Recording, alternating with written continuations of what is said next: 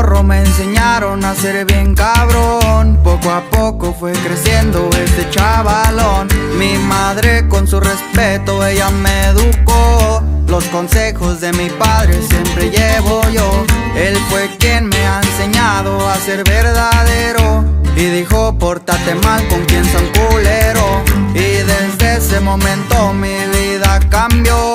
Y ahora véanme bien loco y bien tumbado. Vacas verdes es en lo que yo siempre pienso. Pues pa' obtenerla solo existe el esfuerzo. Muchos golpes de la vida me han tocado. A partir de ahí ya no volví a ser yo. Y así seguirá sonando su compita Justin Morales. Y puro rancho humilde. Mi hermano